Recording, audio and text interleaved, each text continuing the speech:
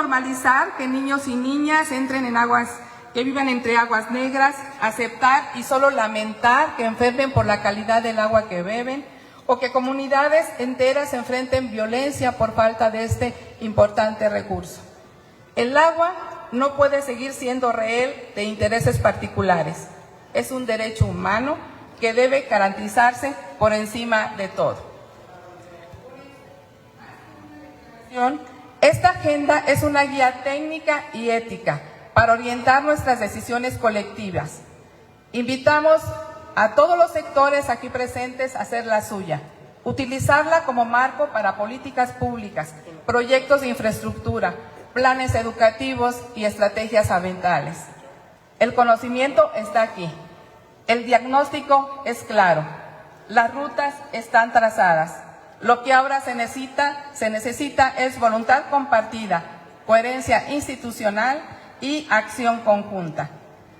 Queremos y los invitamos a que esta agenda no se quede solo en papel, que se convierta en un compromiso con la vida, la equidad hídrica y el futuro de nuestro hermoso estado de San Luis Potosí. Muchísimas gracias.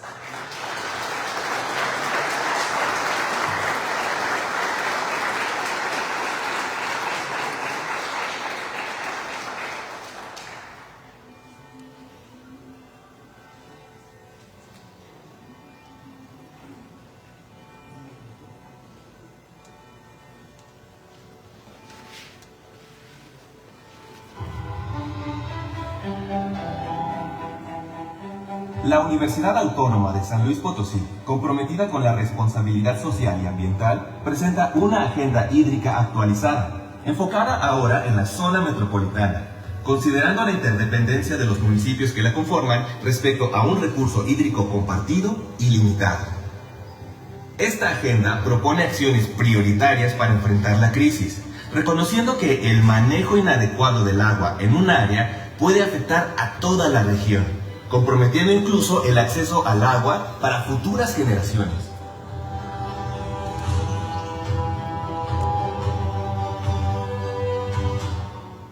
Suministro mediante agua subterránea en la zona metropolitana de San Luis Potosí. La mayoría de los pozos que abastecen a los municipios conurbados captan agua de la misma fuente. Es prioritario establecer una gestión de aprovechamiento del agua subterránea con una visión conjunta de la zona metropolitana de San Luis Potosí. Suministro de agua mediante fuentes superficiales. Mientras que el agua de lluvia se pierde o se contamina en escurrimientos e inundaciones, San Luis Potosí se seca por debajo de la tierra. Proyectar la expansión de la infraestructura de almacenamiento de agua para garantizar un suministro hídrico adecuado. Infraestructura hidráulica para el suministro de agua y agua no contabilizada. En la zona metropolitana de San Luis Potosí, casi la mitad del agua se pierde antes de llegar aquí por la deficiente infraestructura hidráulica. Urge la sectorización del sistema de redes de agua potable para una gestión inteligente que se traduzca en la eliminación y atención de fugas y de otras problemáticas. Calidad del agua y plantas potabilizadoras. El agua proveniente del subsuelo representa un enorme riesgo para la salud. Es urgente impulsar alternativas y acciones con más y mejores tecnologías para mejorar la calidad del agua, así como promover programas que ayuden a la captación, tratamiento, aprovechamiento y conservación del agua. Implementación de plantas purificadoras para la sociedad potosina. El sistema más eficiente para la eliminación de fluoruro y arsénico del agua es el de ósmosis inversa. Es necesario la implementación de plantas purificadoras en puntos estratégicos con el fin de promover agua de calidad para consumo humano en los sectores más vulnerables. Tratamiento y uso de agua residual. Cada litro de agua que no se reusa es un litro que no tendremos en el futuro. Vigilar la eficacia y eficiencia de las plantas tratadoras para redirigir agua de mejor calidad a la población y mitigar el estrés de los mantos acuíferos. Salud, sindemia y agua. Riesgos en la zona metropolitana de San Luis Potosí, región centro. El agua contaminada con arsénico, flúor, uranio, además de bacterias y microplásticos, producen sindemia, que es cuando al menos dos enfermedades interaccionan entre sí para agravarse. declarar la sindemia crónica de la zona metropolitana de San Luis Potosí como un asunto en materia de salud pública y riesgo ambiental, para solicitar la intervención de las autoridades sanitarias de la Federación. Efectos de la variabilidad climática, cambio climático y sequías en las fuentes de abastecimiento del agua. El cambio climático se ha reflejado en la presencia de sequías de mayor intensidad, alterando las condiciones de precipitación y de captación del agua superficial e infiltración y recarga de agua subterránea, afectando las fuentes de abastecimiento en la zona metropolitana de San Luis Potosí. Es una prioridad establecer una buena gestión del suministro de agua, así como estrategias enfocadas en la cultura de uso y mejora de los hábitos de consumo de agua en temporada de sequías. Estrategias basadas en la naturaleza para promover la infiltración y recarga de los acuíferos bajo el concepto de microcuenca. La degradación de la cubierta vegetal modifica la capacidad de infiltración del agua de lluvia, incrementa su pérdida por escurrimiento superficial y facilita la erosión del suelo. Es necesaria la aplicación de estrategias basadas en la naturaleza para promover la infiltración, reducir el escurrimiento superficial y promover la recarga de los acuíferos. Debemos reforestar, civismo hídrico y gobernanza del agua. El agua es un recurso no renovable que tiene la característica fundamental de ser una necesidad vital para la humanidad y la naturaleza. La sociedad tiene la obligación de cuidarla para el presente y las generaciones futuras, basándose para ello en la equidad y en la ciencia. Comunicación y difusión. La pérdida del valor simbólico del agua permite que sea solo vista como una mercancía. Resignificar el agua y su importancia a través de estrategias de comunicación para generar en la comunidad potosina dinámicas que procuren su cuidado y protección de forma comunitaria. El Grupo Universitario del Agua ha adoptado un enfoque proactivo e integral en su labor. Con este compromiso, este grupo impulsa la generación de conocimiento, el diseño de políticas basadas en evidencia científica y el fomento de una cultura hídrica integral. Su contribución resulta clave para desarrollar estrategias que garanticen la sostenibilidad del recurso hídrico en un contexto de creciente urgencia y desafío regional y nacional.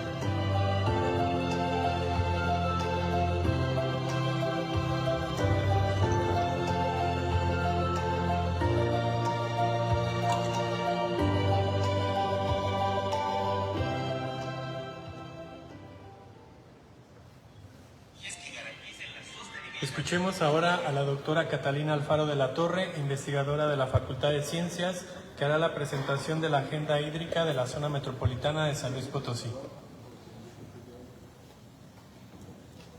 Buenos días. Agradecemos a nombre del Grupo Universitario del Agua la presencia de reuniones que hemos tenido los profesores de la universidad. Desde que este grupo se implementó en 2023, fue oficializado a través del Consejo Directivo Universitario y la instrucción es que quienes trabajamos en el tema tenemos el conocimiento, podemos atender los desafíos que representa el manejo y el uso del agua, aportando pues nuestro conocimiento. Desde el inicio, nuestro trabajo está enfocado al Estado y desde el inicio analizamos cuáles son los retos que en materia de agua enfrenta el Estado y encontramos que todas las regiones del Estado comparten estos retos del incremento en se requiere incrementar el almacenamiento y la reserva de agua, mejorar el suministro, incrementar la cobertura de saneamiento, cuidar el consumo asegurando su calidad y obviamente pues los programas de vigilancia en todos los temas, en el uso, en el manejo, en la extracción.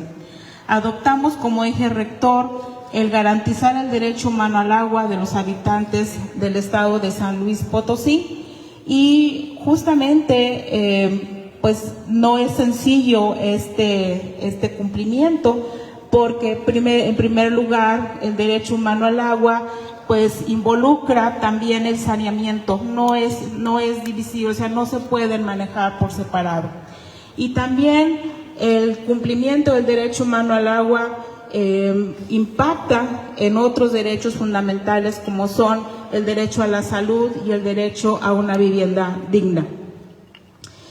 El derecho humano al agua pues está definido por varios elementos establecidos y están reconocidos en la Constitución Política de los Estados Unidos Mexicanos, y para el cumplimiento de cada uno de estos elementos se requiere hacer uso de todo lo con lo que contamos: la legislación, la normativa, todo el enfoque cultural que tenemos desde nuestros pueblos originarios con respecto a la concepción del tema del agua.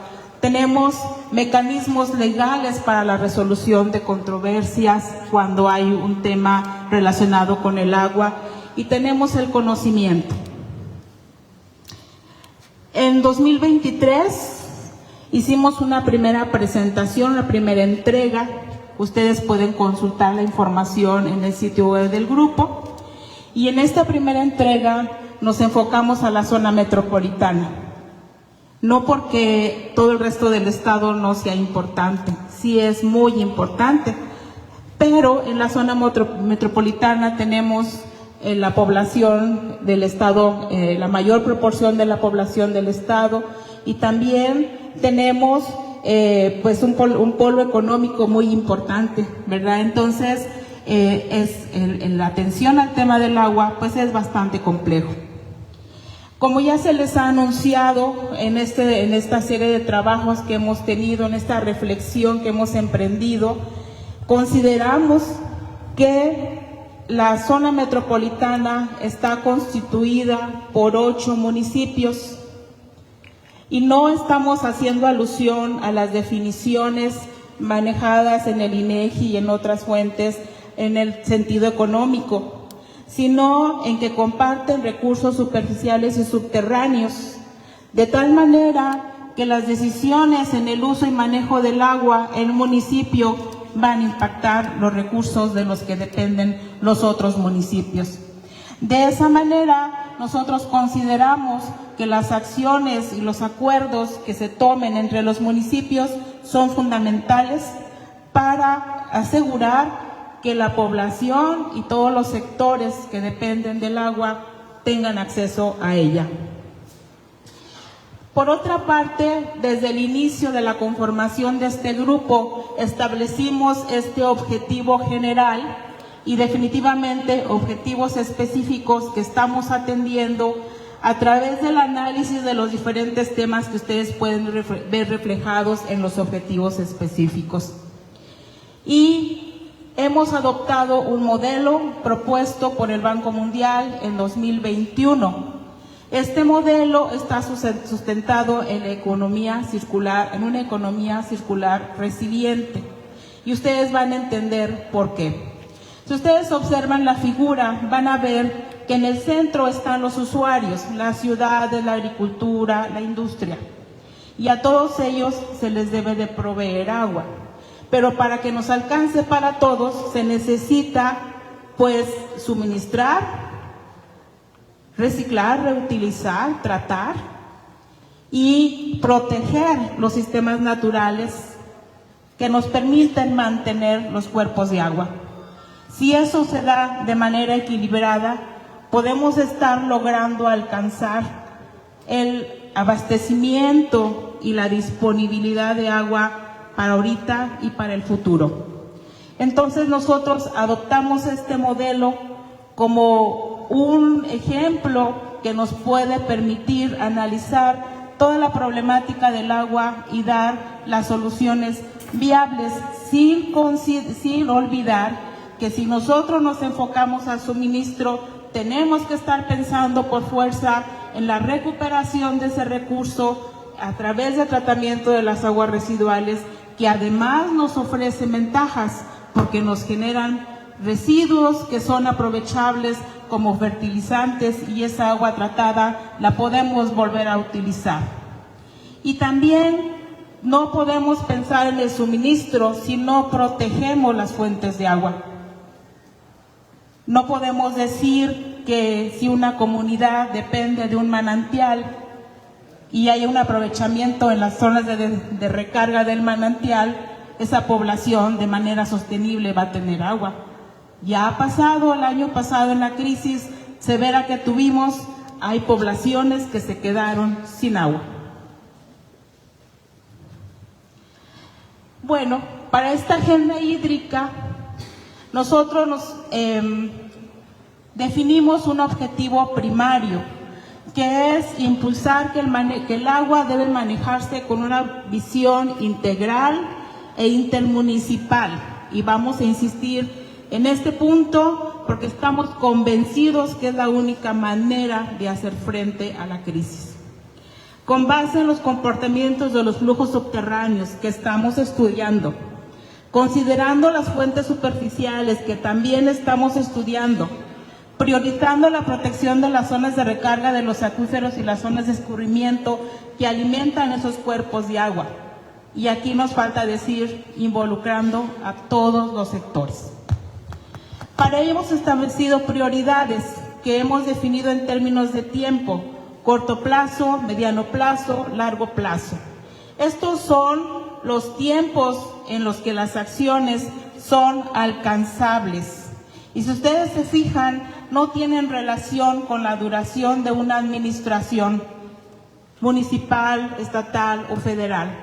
Porque nosotros creemos y estamos convencidos, y la experiencia de toda la vida que cada uno de ustedes y nosotros hemos vivido, nos indica que las acciones en el tema del agua no son de corto plazo. Deben ser sostenidas y deben de ser de largo aliento. También, pues las acciones, dijimos, pues están enfocadas de acuerdo al modelo, al suministro, a la recuperación, a la reutilización, y en esta propuesta de agenda hídrica nosotros hemos incluido un tema de acciones transversales que consideramos que son necesarias para lograr las acciones planteadas en la agenda hídrica. Con respecto del suministro, ¿en qué nos apoyamos? Voy a tratar de ser breve en la presentación de la información porque definitivamente estamos ocupando su tiempo, pero tenemos la documentación que respalda la información.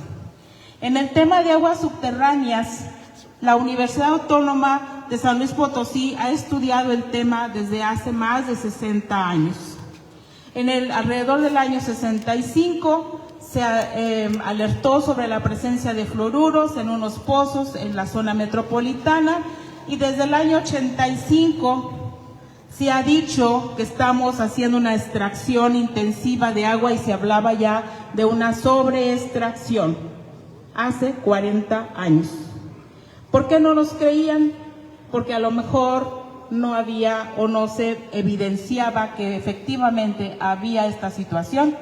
Sin embargo, el incremento en el número de fallas y fracturas y otros eventos que se están presentando, pues son una evidencia que ya no podemos negar.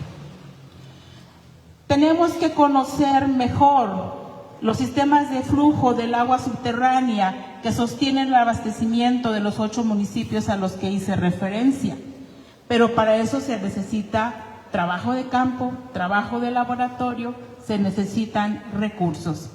Entonces, lo que conocemos del agua subterránea nos indica que tenemos que dar seguimiento a todos los aprovechamientos, pero también tenemos que dar seguimiento a los eventos geológicos de fallas, fracturas y demás que nos estarían reflejando quizás una toma inadecuada de decisiones. En el tema del agua superficial, en esta figura ustedes pueden ver las presas que están en esta región que acabamos nosotros de mostrar. Algunas tienen problemas más serios que otras. Algunas ya están en un grave estado de deterioro, como hemos visto ya muy de cerca en la presa San José, pero pues también el año pasado veíamos con tristeza la presencia de lirio en el Rialito. En el caso de la presa San José, pues es una presa que está como en periodo de enfermedad grave, ¿verdad? Sin embargo, pues hay alternativas para atenderla, para rescatar ese cuerpo de agua. Pero para que eso se logre, la solución es integral. No solo es atender la presa, es atender toda el área de influencia donde están los escurrimientos que llegan a la presa y todas las descargas de aguas residuales. Luego tenemos otra situación que hemos estudiado, que hemos llamado el agua no contabilizada. Es el agua que se pierde a través de diferentes situaciones como las fugas. Entonces, esa cantidad de agua no contabilizada nos podría ayudar a sostener, si la recuperamos, a sostener el suministro a la población. ¿Qué se requiere? Mucha lana, ¿verdad? Mucha voluntad y mucho trabajo. Pero si no empezamos, pues entonces podremos o estaremos transfiriendo este problema a nuestros hijos, nietos y todas nuestras descendencias. En el tema de calidad, hemos documentado desde hace muchos años la presencia de fluoruro en el agua subterránea. Hemos documentado los efectos en salud y recientemente hemos visto que aparecen, quizás posiblemente con el nivel de extracción, a otros contaminantes de preocupación como el arsénico. Pero a través de las fallas, fracturas o decisiones inadecuadas en la perforación de pozos, también hemos visto que del nivel somero hay algunos contaminantes que están pasando al nivel profundo, sin contar el efecto posible de las fallas. Entonces, tenemos un escenario complejo en el tema de la calidad, pero también comprendemos que las plantas potabilizadoras o de tratamiento que existen actualmente no pueden remover esos contaminantes tóxicos. Entonces se necesita reforzar las plantas potabilizadoras que tratan el agua superficial para eliminar esas sustancias, y se trata también de visibilizar y de tener una visión de un mejor suministro de agua potable, buscando otra estrategia, como la ha hecho, por ejemplo, Chihuahua, que ha sido muy exitosa en implementar plantas potabilizadoras en la ciudad para atender un problema de contaminación de arsénico que estaba afectando fuertemente a su población. Suponemos nosotros que estos sistemas, que es lo que estamos actualmente también estudiando, es que los sistemas basados en sistemas de ósmosis inversa que han probado eficientemente funcionar para el tratamiento de agua, para la purificación del agua, se pueden instalar en la ciudad, buscando aquellas fuentes de abastecimiento, aquellos pozos que tengan la mejor calidad y que permitan la instalación de una planta potabilizadora que suministre el agua solamente para tomar y cocinar. Entonces, ¿cuáles son las acciones que la universidad está emprendiendo y en las que seguirá trabajando? En el tema de agua subterránea, el trabajo de nuestros investigadores se está realizando para generar el modelo conceptual hidrogeológico de los sistemas de flujo subterráneo en la zona metropolitana. ¿Para qué? Pues el modelo nos permitirá tomar decisiones informadas y congruentes con el recurso que tenemos, que definitivamente no podemos pensar que es infinito. Además, con los datos de calidad de agua se pretende hacer un análisis del cumplimiento del derecho humano al agua y se pretende proponer una red de monitoreo óptima de la calidad del agua para la zona metropolitana. Ese proyecto se está llevando a cabo con recursos a través de convocatorias y recursos incluso propios de los laboratorios de la universidad, y se está logrando con el apoyo de estudios en los que, digamos, con la colaboración que mantienen los investigadores con otros investigadores a nivel nacional e internacional, se está logrando tener la caracterización muy completa del agua. Luego, en el tema de agua superficial, la universidad ha realizado diagnósticos de las presas Por ejemplo, de la presa San José se tienen estudios muy completos desde el 2018 sobre la calidad del agua, la calidad de los sedimentos, la composición lo que contiene el lirio, las descargas de aguas residuales. Se han analizado los escurrimientos y se conoce bien cuál es la situación, ¿sí?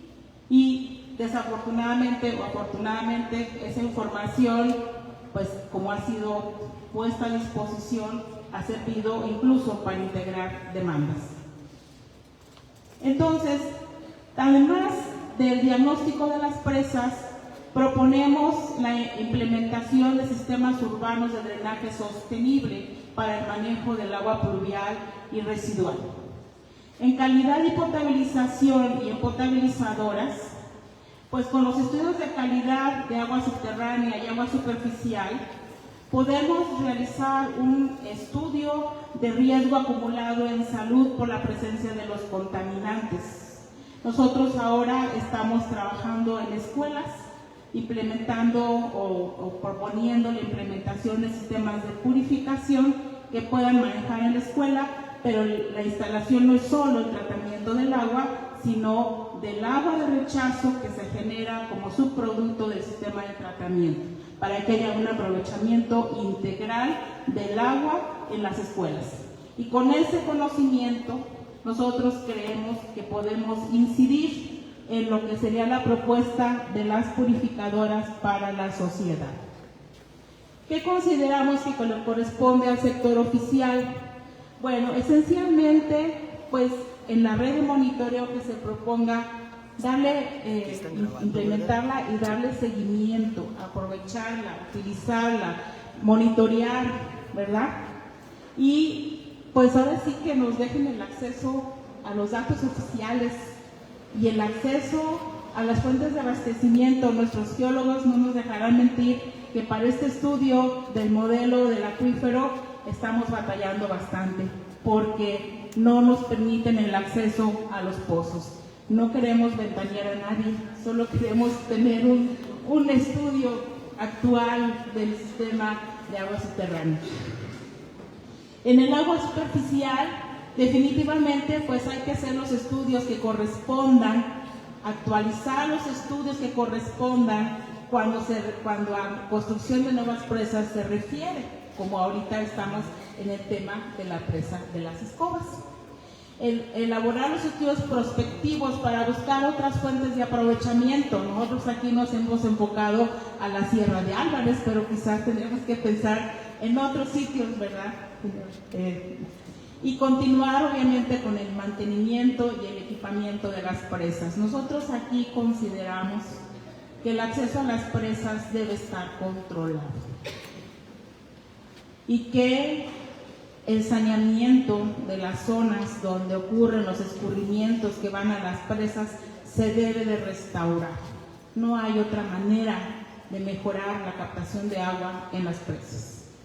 En calidad y potabilización, pues yo ya comenté que tenemos que cambiar la estrategia del suministro del agua potable.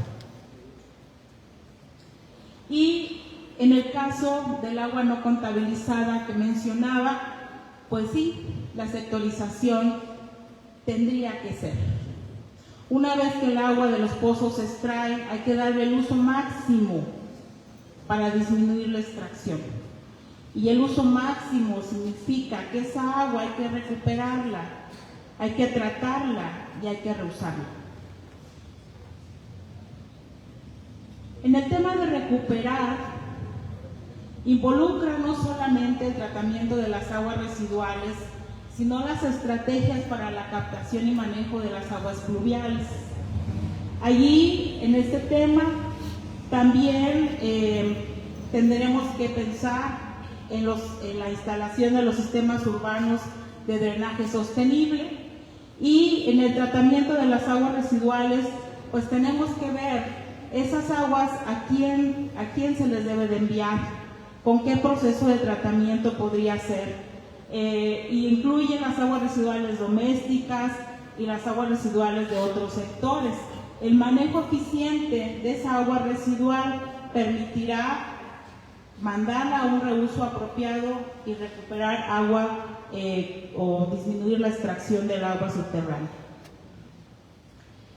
Bueno, en el tratamiento y uso del agua residual, la universidad tiene un grupo amplio de investigadores, un grupo fuerte, yo diría que es de los grupos más fuertes que trabajan en el tema del agua en la universidad, que han propuesto innumerables mecanismos de tratamiento de agua.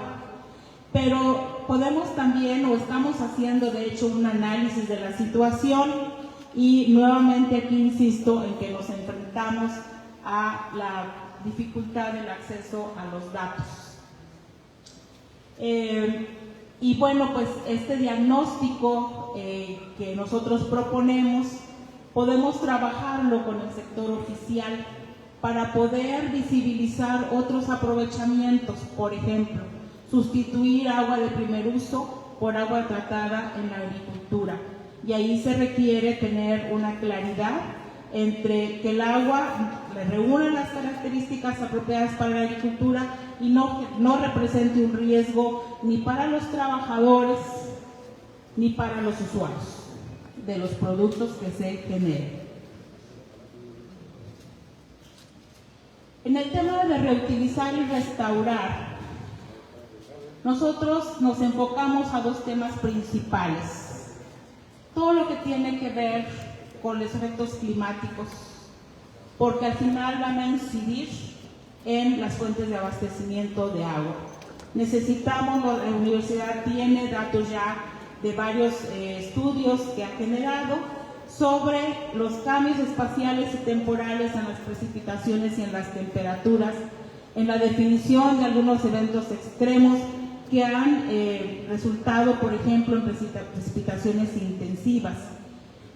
El seguimiento de esta información nos permitirá evaluar el impacto sobre las fuentes de abastecimiento de agua, no solamente por el agua que se infiltra, sino el agua que también se evapora o el agua que se pierde porque no se puede captar en un evento extremo. En este balance propuesto hace 2 años por el Grupo Universitario del Agua, los temas de clima o los factores climáticos van a afectar el suministro del agua porque van a afectar las fuentes de abastecimiento y necesitamos saber en qué medida.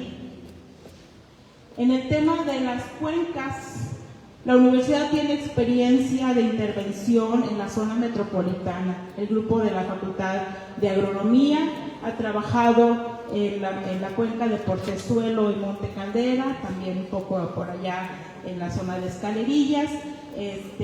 Los colegas de ingeniería han trabajado en Zacatecas, imagínense, les han pedido asesoría para trabajar en este tema en Zacatecas, y con datos han demostrado que la protección de los suelos, el incremento de la cobertura vegetal, la retención de sedimentos, favorece la infiltración del agua. Y hay datos reales de cuánto se logra captar de agua por una buena intervención utilizando soluciones basadas en la naturaleza. Generar terrazas, presas de gaviones, reforestar, etc. Este es el ejemplo. Aquí en la gráfica que ustedes ven en la parte de abajo, ven cómo era la producción de sedimentos y después de la intervención, cómo se disminuyó de manera significativa la producción de sedimentos en esa zona. Bueno, en este tema, ¿qué estamos nosotros trabajando? Los estudios de variabilidad, cambio climático y el efecto sobre las fuentes de abastecimiento ha sido un tema que desde hace varios años la universidad está, a través de 2 diferentes grupos, está realizando. Se necesita saber de qué magnitud es esa variabilidad y los fenómenos de sequía para tomar decisiones. Pero se requiere tener las estaciones de monitoreo para poder hacer predicciones en tiempo real, que es de lo que nosotros carecemos. Estas estaciones consideramos que el sector oficial las puede implementar en sitios estratégicos para poder tener la información que se necesita para hacer las predicciones. En el tema de estrategias basadas en la naturaleza, la universidad puede dar asesoría sin ninguna complicación, ¿verdad? Porque tiene el conocimiento para hacerlo y puede apoyar en la identificación de zonas potenciales dentro de la zona metropolitana que se necesiten con mayor urgencia una intervención. Recordar que el propósito es favorecer la infiltración de agua y favorecer la captación de agua que llega a las fuentes superficiales y que potencialmente también va a llegar al agua subterránea.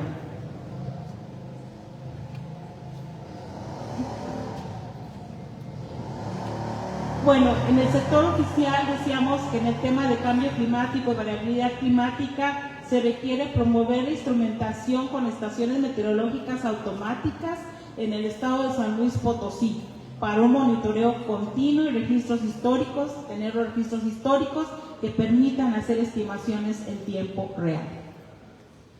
Finalmente, yo comenté que en esta agenda nosotros proponemos acciones transversales con la participación ciudadana. En estas acciones nosotros proponemos el tema de sindemia hídrica que genera el grupo del doctor Fernando Díaz Barriga, que hoy extrañamos por aquí, ¿verdad? El tema sindemia o el término sindemia es un concepto de salud pública que se utiliza cuando una enfermedad o varias enfermedades, interaccionan entre sí agravando un problema de salud. Y el tema de sindemia hídrica más o menos es reciente y reconoce que en un problema de salud pueden participar varios factores que pueden ser ambientales, pueden ser sociales y pueden incidir todos en un problema de salud de mayor gravedad. Este concepto más o menos reciente que ha manejado la universidad involucra que nosotros conozcamos bien las enfermedades o los problemas de salud que se generan a través del agua. También queremos proponer un tema de civismo hídrico y ahí involucra a todos los sectores, involucra a la sociedad. ¿Por qué? Porque la prioridad es conservar el agua porque es la fuente de vida. Es un recurso natural no renovable, porque además conservar el agua es un asunto transgeneracional, como lo mencionaba la doctora Palestino. Permite la participación activa del público en general, porque como dice aquí, es un recurso de la naturaleza, es un bien público y la sociedad no tiene el derecho, tiene la obligación de participar activamente en su cuidado. Entonces, y el civismo hídrico además tiene una perspectiva de derechos humanos, es decir, una sociedad con mayor conocimiento es una sociedad que podrá participar más activamente en toda la toma de decisiones en el tema del agua. Entonces, la universidad, el tema de salud, sindemia y agua, diseñará el Plan Metropolitano de Agua y Sindemia que dará a conocer a la población. En el tema ya se está trabajando.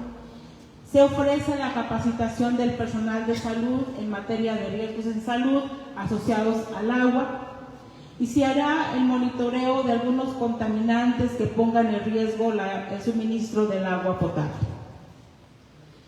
En el civismo hídrico y gobernanza, pues hay varias acciones que se están proponiendo en la agenda, como es diseñar propuestas que favorezcan una gobernanza del agua, feria universitaria del agua, de desarrollo de encuentros cívicos, operación del laboratorio del agua, de colaboratorios del agua, el programa Raíces Hídricas, la constitución de un observatorio y se pretende incidir en las políticas públicas.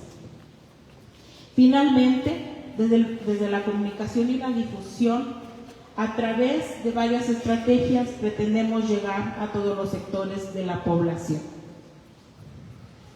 Esto es una síntesis breve del documento que ustedes podrán descargar a través de ese código QR. Quedamos a sus órdenes. Recuerden que nosotros hacemos una propuesta que ahora está en sus manos y ojalá que se acerquen y nos den sus comentarios y sus sugerencias, que atenderemos de manera pues apreciaremos mucho esa retroalimentación que podamos recibir de su parte. Muchas gracias.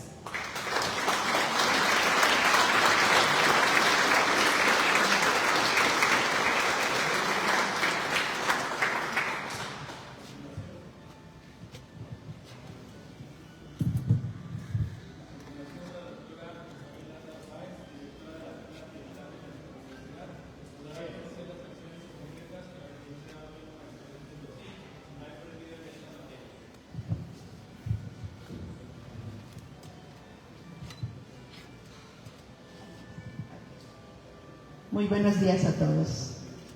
Hemos escuchado la invitación que como Grupo Universitario de la UASLP, Grupo Universitario del Agua de la UASLP, hacemos a todos los sectores de la sociedad para que sumando esfuerzos podamos contribuir a garantizar el derecho humano al agua en San Luis Potosí. Y hemos también descrito cómo buscamos participar y contribuir a través de los estudios científicos y tecnológicos que desarrollamos. Pero también queremos visibilizar lo que estamos haciendo en la UASLP como usuarios de este recurso tan valioso. Los campus universitarios en su conjunto equivalen a una población de 35,000 personas entre estudiantes, profesores y personal administrativo, lo cual nos convierte en un gran consumidor de agua. Conscientes de ello y a través del Programa Universitario del Agua, tenemos campañas de comunicación y educación permanentes, orientadas al cuidado de este recurso, lo cual será reforzado a través de la instalación de un espacio permanente de cultura del agua. Asimismo, hay campus que cuentan con sistemas de tratamiento de agua residual tipo humedales, como es el caso del campus Tamazunchale y el campus Salinas. En los últimos 2 años y derivado de la crisis hídrica, en algunos campos de la zona metropolitana hemos vivido la situación de estar sin suministro de agua y también, como gran parte de la población, hemos tenido que recurrir a la adquisición de este recurso vía pipas, con el costo que esto implica y los efectos ambientales negativos que esto involucra.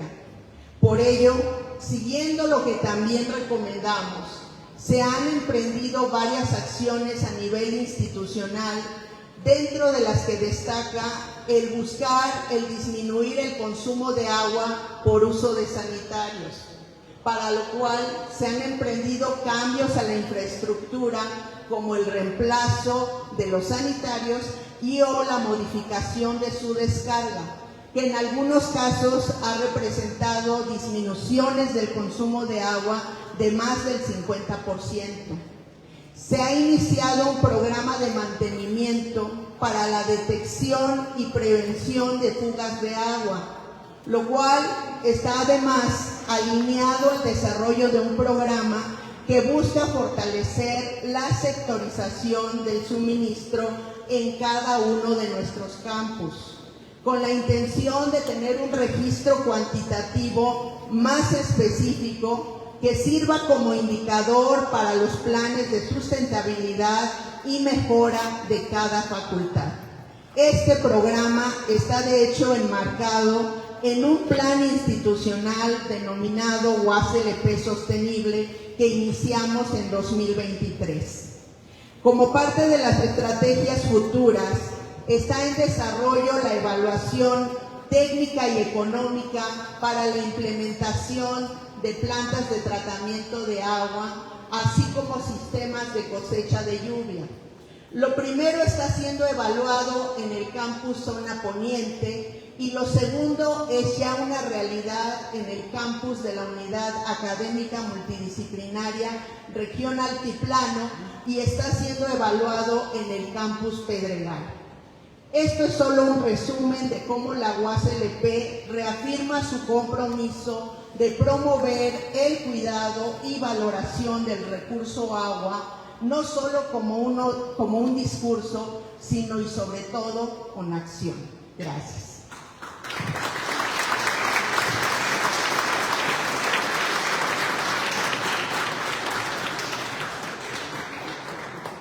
Para cerrar este importante acto, escucharemos el mensaje institucional del doctor Alejandro Javier Cermeño Guerra, rector de la Universidad Autónoma de San Luis Potosí.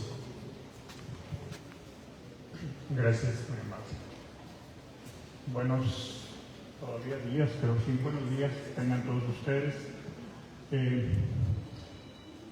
Me llama la atención mucho que este es el tercer año que se presenta ante la sociedad y las autoridades las acciones del Grupo Universitario del Agua. En el primer evento, en el año 2023, se hizo una precisión y yo creo que una llamada de atención sobre lo que era la sectorización de la distribución de agua. Y hasta la fecha no ha habido una respuesta significativa de esto. Y lo otro que se dijo también en la primera reunión del Grupo Universitario del Agua es la pérdida de más del 45% del agua inyectada a la red en fugas.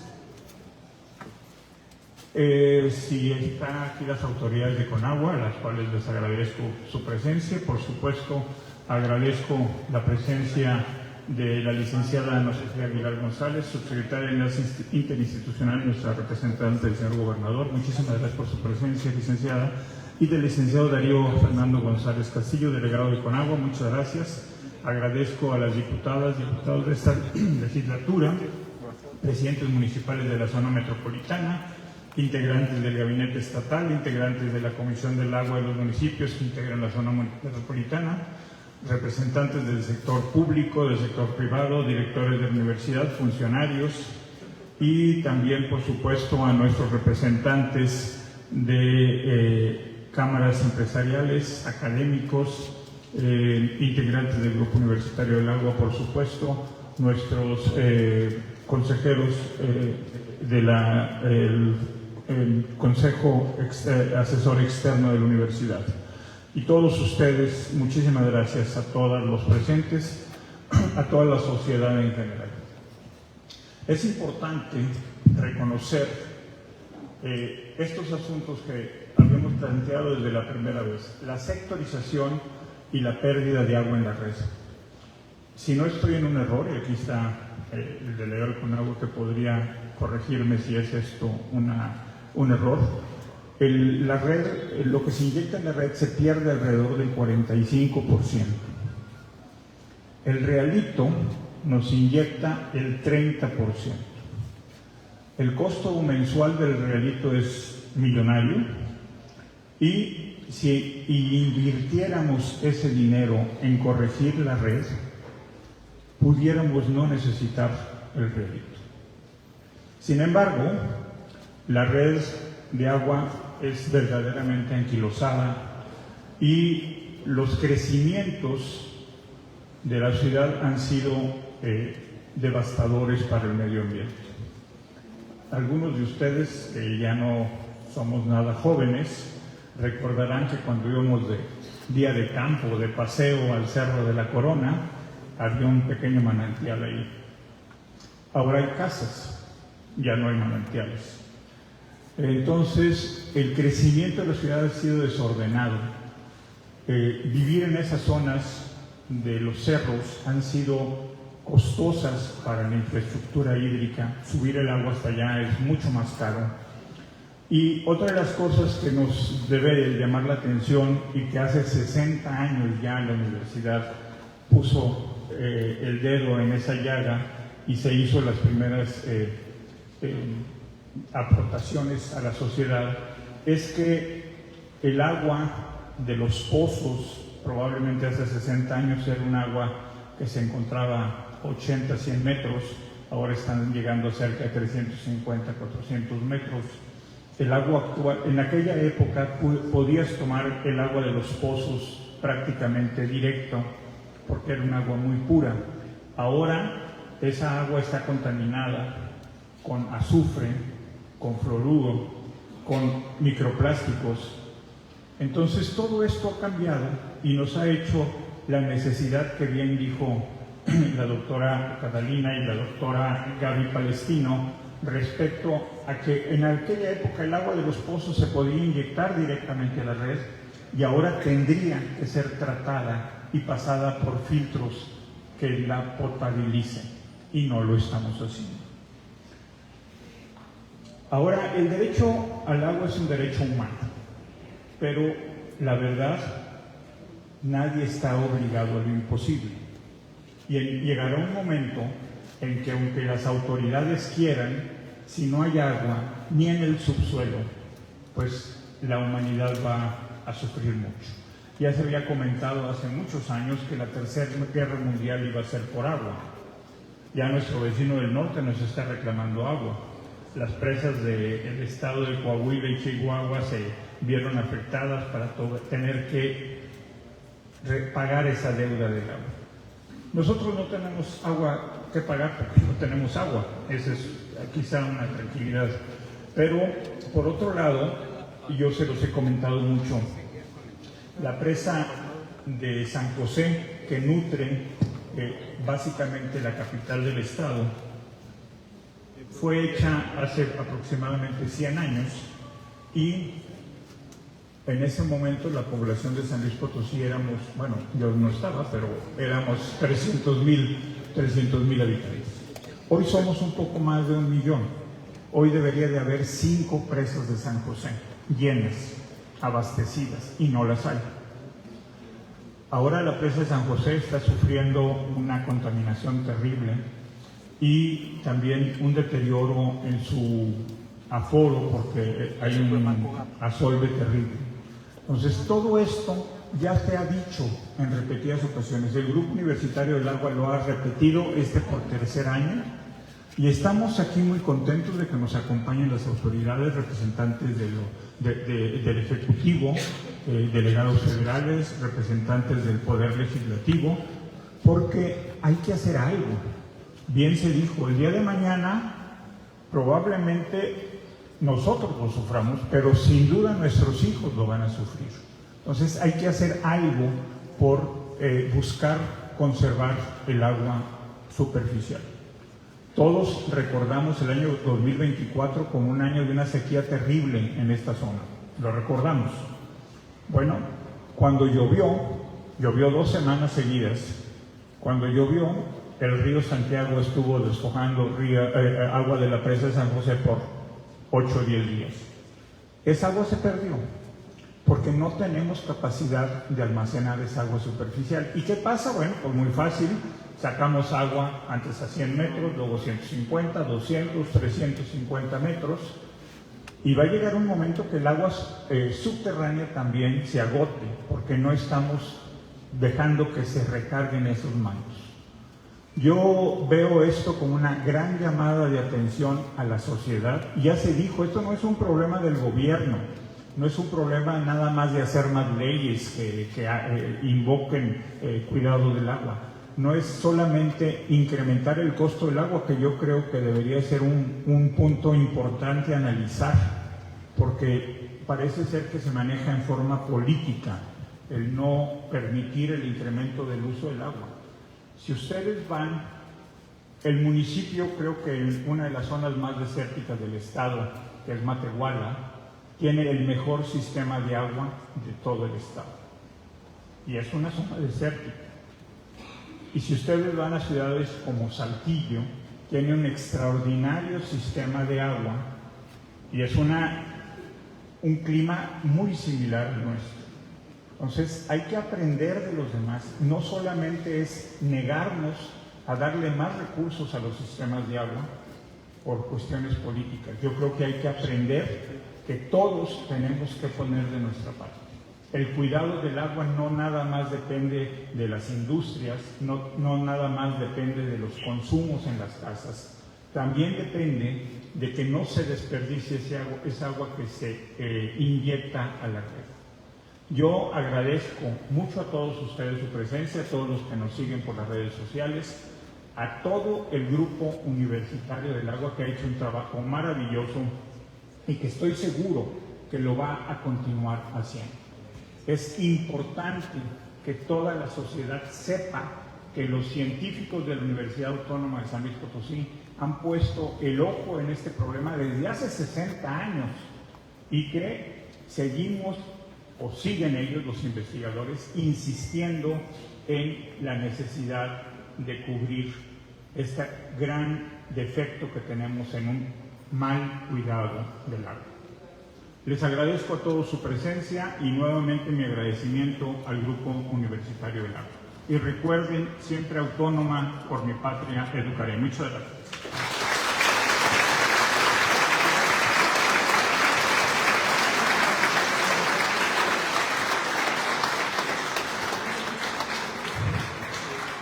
A nombre de la Universidad Autónoma de San Luis Potosí, les agradecemos su valiosa asistencia y participación. La agenda hídrica que hoy se presenta es resultado de un trabajo multidisciplinario